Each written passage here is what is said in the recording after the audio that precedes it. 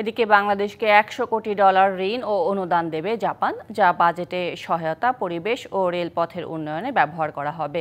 শুক্রবার জাপানের টোকিওতে প্রধান উপদেষ্টা ও জাপানের প্রধানমন্ত্রীর দ্বিপক্ষীয় বৈঠকে এই সংক্রান্ত 6টি চুক্তি ও সমঝোতা স্মারক সই হয়েছে। এছাড়াও মিয়ানমারের বাস্তুচ্যুত রোহিঙ্গাদের টেকসই ও নিরাপদ প্রত্যাবাসনের পক্ষে মত দেয় জাপান।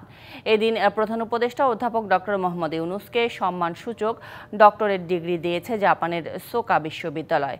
পরে প্রধান উপদেষ্টার প্রেস সচিব বলেন, মহেশখালী মাতারবাড়ি অঞ্চল নিয়ে মাস্টার প্ল্যানে বাংলাদেশের পাশে থাকার আশ্বাস দিয়েছে জাপান। জানান, বাংলাদেশের নির্বাচন এবং ভোটার রেজিস্ট্রেশনে সহায়তা করবে টোকিও।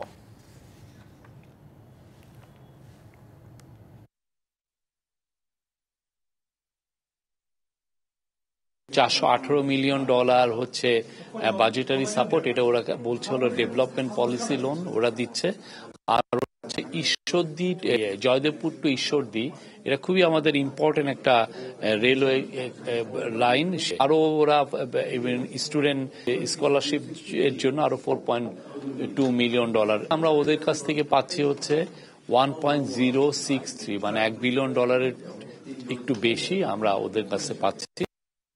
নগদ পেমেন্টে 500 টাকা পর্যন্ত ক্যাশব্যাক আর লেনদেনে প্রতিদিন ডিপ ফ্রিজ এবং ঘন্টায় ঘন্টায় এসি টিভি সহ দারুণ সব গিফট।